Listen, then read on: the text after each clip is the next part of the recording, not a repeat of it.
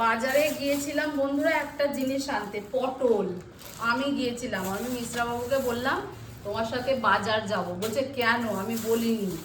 কিন্তু পটল আনতে গিয়েছিলাম, পটল পাইনি। মিশ্রা বাবুর ফেভারিট পটল, আজকে জানি রান্না করব, তো পাইনি।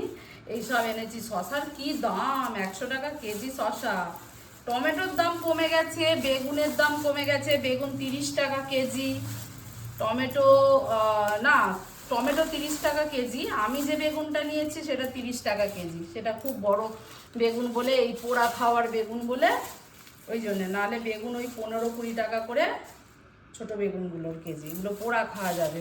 তো আর একটা জিনিস এনেছি, এই যে এটা আজকে করব না, কাঁঠাল। দেখি কালকে যদি করা যায়। এটা কাঁঠালটা এনেছি, এইটাই 500-600 কাঁঠাল আছে, এইটুকুনি কাঁঠাল। আর মিশ্রা বাবুর জন্য আমরা 2-3 দিন খেলাম, তার এই মিশ্রা বাবুর জন্য একটু এনেছি। যে দেখো, 40 টাকা বলেছিল, 130 টাকা নিয়েছে। তো আর এইসব নিয়েছি, দুধ নিয়ে এসেছি। এত সুন্দর রেড কাউয়ের পাউরুটিটা, মানে এই ব্রেডটা পুরো নরম সফট। এই সবজির সাথে এনেছি, এ হয়ে গেছে, টিপসে গেছে, খুব সুন্দর। এগুলো সব শ্রেয়ান খেতে ভালোবাসে। এই যে এগুলো নিয়ে এসেছি। আর তো দুধ, দই এনেছি, আর আদা রসুন। তো আর মাছও এনেছি, এক রকমের মাছ নিয়েছি আজকে। আজকে বেশি মাছ নিইনি, কালকে আবার আনবে মিশ্রা বাবু। এই যে, তো আজকের এটাই হচ্ছে বাজার।